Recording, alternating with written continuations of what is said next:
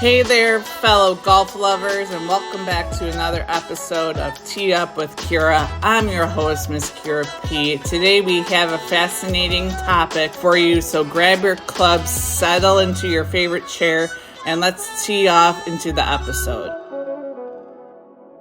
Hi, everybody. Welcome to another episode of Tee Up with Kira. I have a great guest that I have known since the beginning of the year, and I finally get to catch up with him.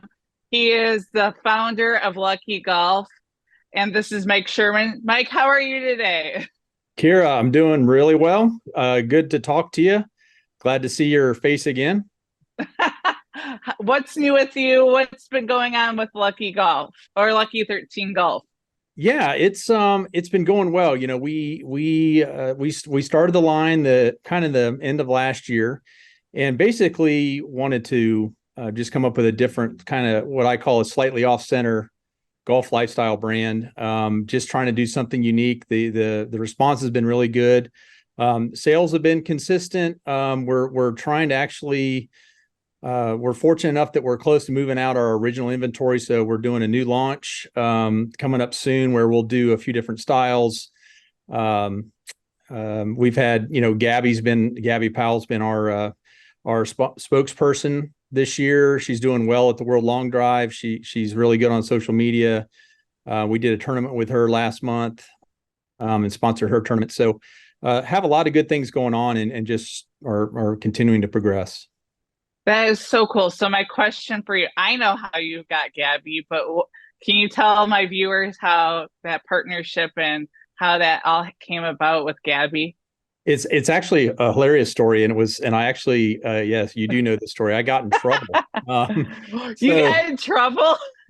Well, we were doing the PGA show in Orlando, which is where you and I met, and our booth was next to the World Long Drive guys, and so they were doing a lot of meet and greets and so forth, and putting people up on their screen. And I honestly didn't really know. I mean, I knew who like Kyle Berkshire was, but most people I didn't know who they were. I could just tell they were bigger than anybody else, and they looked different. They just had an aura. And so when Gabby came up, and I was like, let me look up who's Gabby, because obviously she's very attractive and she's very athletic and plays the part well and had really nice golf attire. So looked her up. I was like, oh, this is somebody important. So I took a picture of her just from her booth, kind of on the side, just trying not to interfere, and posted it on our social media. And then, she did her meet and greet and so on and so forth. And then about a half hour goes by. I'm just standing there, and she kind of looks over and she points directly at me and says, "You posted that picture." I was like, "Oh crap. Like, what did I do?" And she walked over and she said, she's like, "That is an awful picture of me, and I need you to take it down." I was like, okay, yeah, sorry. I was just, trying to promote World Long Drive and, so on and so forth. And she's like, "No, it's fine." And she's like, "I can take another picture for you if you want." I was like, "Okay." She's like, "Do you want me to put one of your hats on?" I was like, "Yeah." And she's like, "Well, I'll stand in front of the booth." So she did a couple pictures, and I gave her a hat to take with her, and watched her walk around the show and carried it around the whole time. And I reached back out to her a couple weeks later, I think through Instagram or something, and asked her about if she had a hat sponsorship, and she didn't. So I wrote a proposal and a contract together, and we negotiated a little bit here and there, and signed her a couple weeks later. So she's been really good for us. But it was, I guess, it was my infiltration that got noticed. So put it that way. That's awesome. I was going to say, I was at an event and she was a part of the pro-am, and I saw her rocking her hat. I was like, "Oh, I got to tell Mike." It was like the Yeah, you greatest texted me thing. right away. You're like, "Hey, Gabby's here. She's wearing her hat." So how did you come up with the whole concept and the name of Lucky 13 Golf? Yeah, it really kind of spawned when I was a kid. I was always, everybody always had lucky number 7, or Vegas. Obviously, we've been talking Vegas a few minutes ago. Everything is triple sevens and slots and jackpots and so forth. And every 13's always been just had a bad connotation out there. It was an unlucky number. It's associated with black cats and broken mirrors and bad luck and so forth. And when I was a kid, I was kind of just a little bit rebellious, and I know that shocks you. But I always wore the number 13 because nobody wanted it and everybody thought it was, was taboo. So, and I wore it all the way through into college. I played baseball in college and in summer leagues and fall leagues. I was always wearing that number, and then just kind of came up with the idea becoming a golfer over the years. And I can't really tell you where it hit me, but it was last year, and I just kind of started running with it. I've with my background being design and marketing, I was like, well, I can try this myself. And it's just kind of came out of nowhere. And what's really neat about it is, we sponsored a couple of tournaments and we've met people at different events and so forth. And what I love about Lucky 13 Golf is everybody has a story about the number 13, and it never fails. Somebody says, oh, my daughter was born on the 13th. This is a 13th birthday. I wore 13 as a kid because everybody hated it. So it's really, I won't say it's a cult following, but it's definitely gotten the attention of people that just want to be a little bit different. My daughter loves Taylor Swift, and 13 is her lucky number. She's like, Daddy, why can't you just give her one of your hats? I was like, it's really not that easy, but if you're out there, I've got one for you. So that's kind of how it came about. That is so cool. So it's like a little community of rebellious people. Yeah, I would go with that. Like I said, it's kind of like the slightly off center golf brand. It's a little bit different. It's got the horseshoe in the logo. The number 13 is a little bit cockeyed intentionally. I think we've really started to make an impact, get a little bit of a niche in the market. I tell my wife all the time, I'm just waiting for one of these days soon to, turn on a live tournament or a PGA tournament or a college tournament and see somebody wearing our hats. And then I'll know that we've made it. That's my goal. So so what's your mission statement for Lucky 13 Golf? Is that, besides getting to that moment of seeing a player or somebody wearing Lucky 13 hat? Yeah, I would say our mission kind of the way I created the line, and you've seen the full line, is what I tell people, it's for the fashion forward and the sports fan alike. So the concept of it is, right now we're over 40 different color combinations. We intentionally use the PVC patch logo right now. So it's different. Other golf hats or everything's embroidered. I actually did an embroidery test and didn't like the look of the logo. So we've done the PVC. And when I originally launched the line, one of my big pushes was to try to make it complimentary for sports fans. So if you were an Alabama fan and you loved maroon and white, we have a maroon and white hat that you can wear playing golf. It's not necessarily an Alabama hat, but it has the color combinations. Or Georgia, I've got black, red, and silver. Just really going along those lines. And being in North Carolina, where I'm a big Carolina Panthers fan, so the first mock-up I did was a black hat with a Carolina blue logo, and naturally, that's what sold out first. So I think it started in my mind was more sports fan, but then when you look at golf accessories and you look at, you wear some colorful outfits. We have a hat that matches everybody's look and everybody's fit. And so that's really been our mission, is to try to make sure, we're not this stale golf company that you have a black, white, navy, khaki, and gray hat. We have everything. We'll customize things. We'll make them just fun and make it very accessory driven to the rest of your outfit. That is so cool. So what is the color combinations that usually are the most popular for you? Right now, honestly, and maybe it has a little bit to do with summer, but we have what's called a multi-cam white. So it's a camo hat, but it's white. And we have, I believe, 5 different color combinations of patches, and we've been selling out of those quite often. That's been really popular. The black hats in the summer. I think a lot of times in the wintertime, it's really seasonally driven, because I sold a lot more black when it was cold, and I'm selling a lot more white and gray when it's warm. And some of the different avenues that people are finding them, because we're on Amazon, we're on Etsy, we're on Shopify, so on and so forth.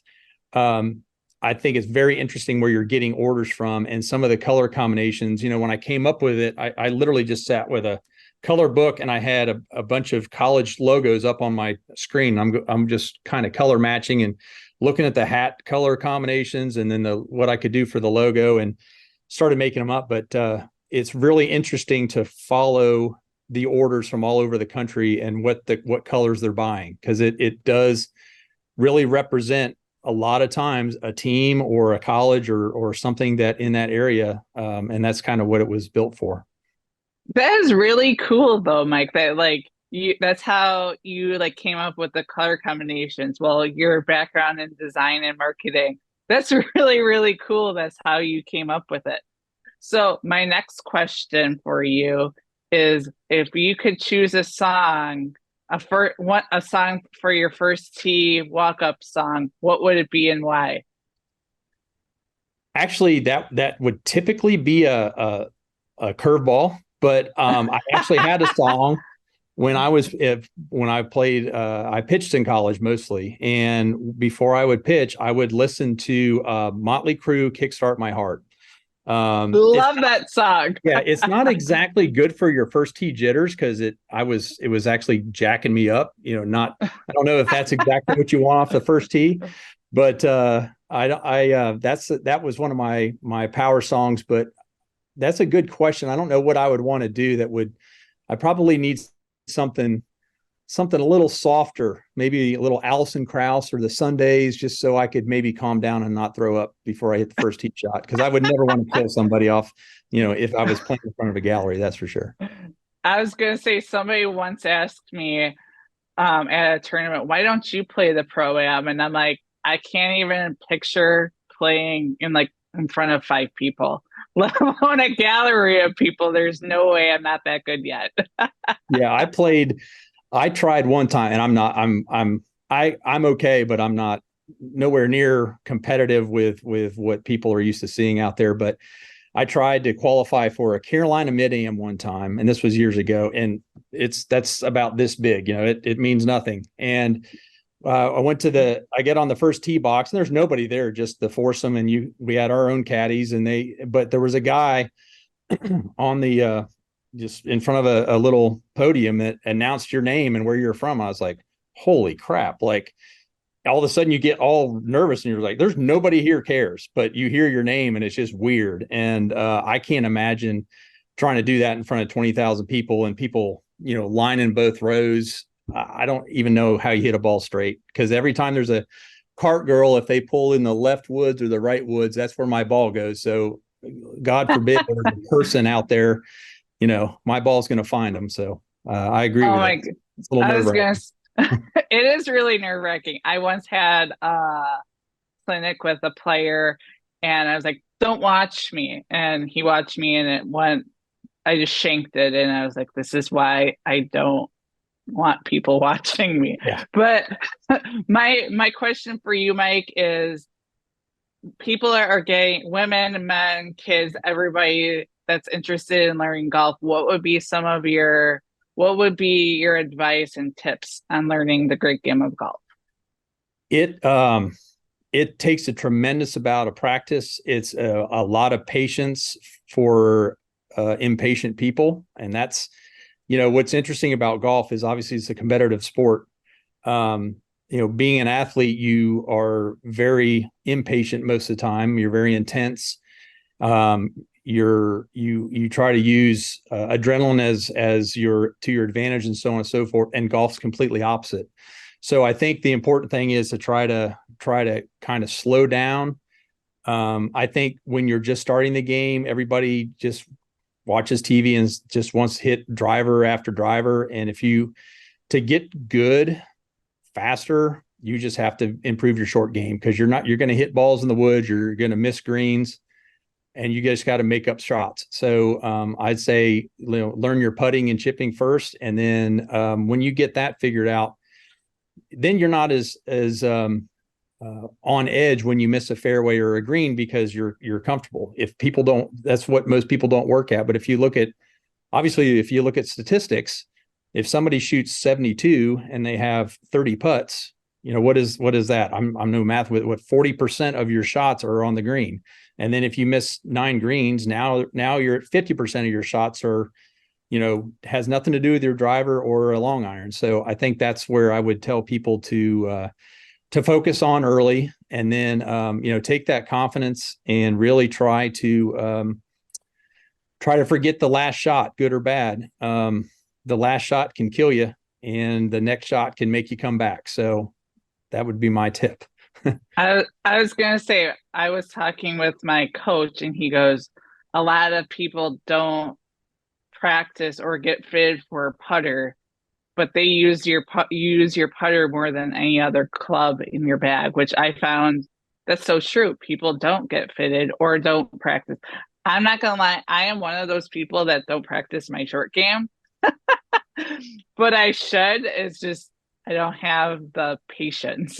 Well, and that's, and I know I've seen, and I know you're working hard at it, and that's definitely commendable. It's a great game to, once you get past certain levels, that's actually going to you'll start to notice that. You'll start to notice that you need to work on that. And that's not a criticism. That's just the game of golf. The golf gods will make sure that you start practicing your short game. You will not get away with it forever. I'll tell you that. I've learned on the off season that I practice putting more because I can't go outside. So Right. it's a great like balance. I practice my long game during the summer, short game in the winter time. But Mike, what's going on in the future for you guys? You said there's a new line coming out. So when can you tease us and seeing what can you let us know what might be happening in the future? Sure. Yeah, we're doing the second iteration, I think, of our line. What we started with were trucker style hats, which are still very popular. It's actually interesting, again, being the rebellious brand, it's not really that popular in golf, the trucker brand, but I liked it, and it's my hat, my money, so I wanted to do it first. But I think what we're finding is we need to expand the line. We're going to do more solid fabric hats. We're going to probably do some dad hats, which are like your non-structured hats that a lot of the pros wear that have the buckles in the back. So we'll probably have to do might have to do some slight size changes on the logo. We might even have to do some different iterations of the logo. We're doing some bucket hats. Not a big fan of it myself, but Gabby loves them. And so, what she tells me, I usually do. We're doing some visors that I have another pro that we're hoping to work with, and he's almost exclusively wearing visors. We've got some women profile hats that are, a little bit lower, some of the ponytail hats that a lot of the women golfers and a lot of the women in general like to wear. So I think that's where the hat styles are going to go. And then I think I'm expecting that later this summer, but I think the next progression is going to be into apparel. I'm a little hesitant. I wanted to get the brand a little bit more established and get some momentum because, golf shirts and so forth are a little more risky because you have fit issues, you have returns, and so on and so forth. And being a small business, we try to maximize our time and minimize our loss. And when if you go and produce this huge line and yeah, you might be selling them, but people are like, well, this doesn't fit right, or I don't like this color, and you're doing returns, then what do you do with those? And then you got to resale or wholesale or sample, and then it just becomes a bigger business model. So right now, I think until I've mastered the hat universe, which may never happen, but once we make bigger impacts in the hat business, because just again, watching golf on TV, everybody's wearing a golf hat. I mean, it doesn't matter. You can be in t-shirts or jeans or whatever, you're still wearing a golf hat. So I still think that's the core market. I think it's just, as I mentioned earlier, it's expanding the hat market into some different styles and some different looks and feels that'll help keep moving the brand forward. That is so awesome. Mike, it was your first PGA show at the beginning of the year. What was your experience like? If people are interested as a company to go, what advice would you give them or people that are attending the PGA show for the first time, either if it's in Frisco or it's in Orlando? What would your advice be? Lots of ibuprofen. Because you stand on a lot of concrete. The especially the show in Orlando that we did is like its own city. So there's a lot to see. You'll never get to it all. I would say my biggest thing was really networking with people and trying to introduce myself to other people and really get to know the brands around me, and maybe just one or two things here and there. Because I think the golf industry is very I won't say, it's more of a slang Southern term, the good old boy network. It's a lot of long-standing brands that when you get around certain people, the Titleist and the FootJoys and the Pumas and of the world, they are the same person's at the same show every year, and they do all the shows. So everybody's kind of already networked, and they're kind of involved. So that it is a very difficult place. It's a difficult nut to crack, but the exposure is there. I went into it a little bit naive, thinking it was funny. I printed out a bunch of these stacks of order forms, like, oh, we're just going to be taking orders left and right. I didn't write a damn order. I remember seeing those. I Yeah, I was remember like, seeing those. I didn't write one order, but but it wasn't because we were new. Maybe 3 to 5 years from now, we will be at the show to write orders. But I think that's more of that's more of an established brand that's going to be doing that. I really went in very blind to it. I just wanted the experience. I figured, why not do the biggest show in the world and the first thing you ever did to market your brand. So it brought me Gabby, it brought me you. So it's, to me, that's what I got out of the show. And I think people have to have realistic expectations. If you're a new exhibitor, especially a new product or a new brand, new idea, it takes some time, but utilize it look at it as an expense. It's not a revenue generator short term. This is a long-term investment into your brand and into your product. And you just want to put your best foot forward and have a good look and feel, and talk to as many people as you can. I totally agree. I remember my first PGA show, and like you said, you're kind of terrified. You don't really know what you're going up against. And it's long days too. People don't realize, oh, they're like, oh, it might be, whatever. No, it's a long day. It's extremely long. You never get to eat anything. Like I said, you're standing around a lot. So yeah, it is, you do get those lulls, but you do get some times where you get some crowds kind of at your booth, and time flies, and you get into that sales pitch mode, and you start really, clicking on all cylinders. And so you'll have some up and down times for sure. And then you get to the last day of the show, and most people are just counting down, or half packing up. So they always like, don't pack up early, but everybody does. So anyway. So the other question, Mike, is when you were at the show, did you get to like walk around, and did you get to see like some exhibitors that you were like, ooh, that's really cool, I want to go check out? Or were you just kind of like, or did you stay in your section that you were at? I actually wanted to get out more. I just couldn't. I didn't have the time. Well, that's one thing I did notice. I didn't take advantage of any of the seminars or anything like that. My buddy Mark that you met, that was work with me, he was more of a helper. Not he knows a lot more about the brand now, but it was something that, if I left him alone too long and he started getting hammered with the questions, he just wasn't going to be able to answer them that well. So I didn't get out and about that much. I did.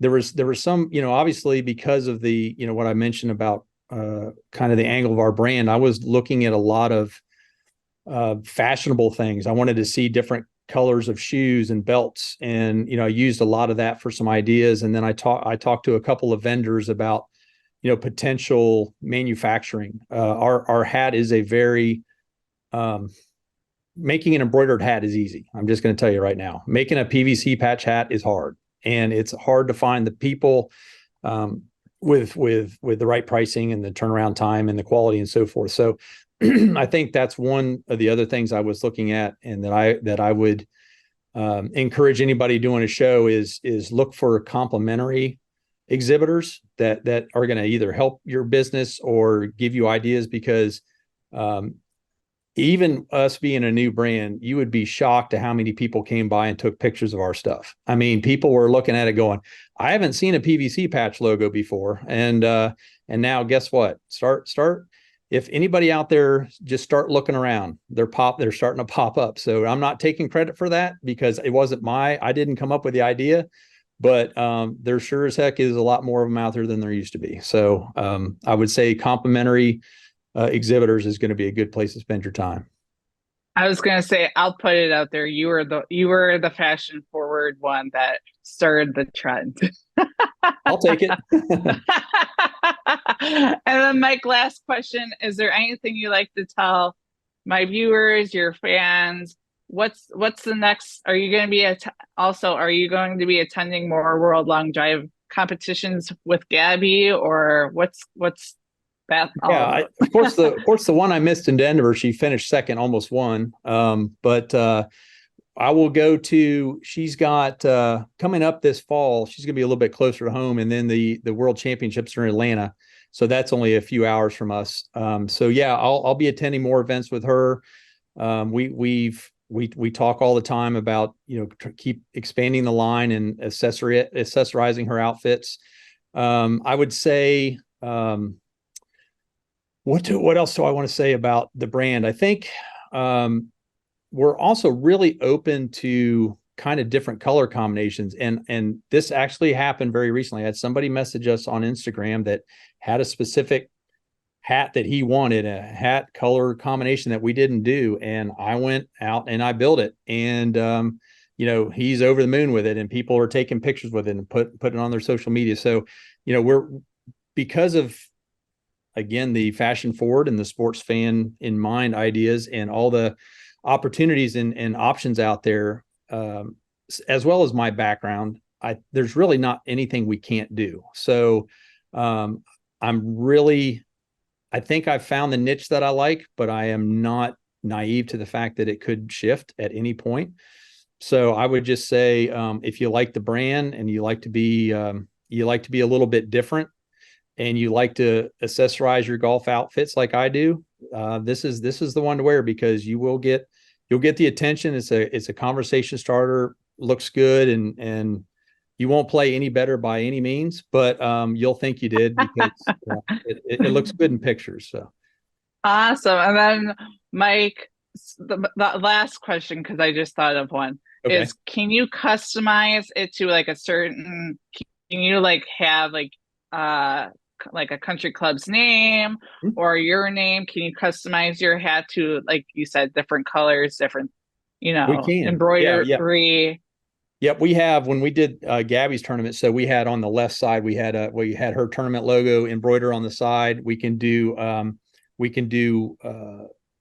little appliques on the bill. We can do the arches over the back. So yeah, that's the part of the evolution into some of the clubs, or some of the the golf resorts and so forth. It's going to have to, you obviously have to provide their personalization on it. So there's definitely design for that. I've got vendors set up for that. And because we're a small company and we have the ability to do small runs like that, I can turn pretty much anybody's look. I'll even design it for you, just so you can see it before we go to production. So yeah, that's definitely the next step with getting this out more on a commercial level instead of an individual level. That is so cool.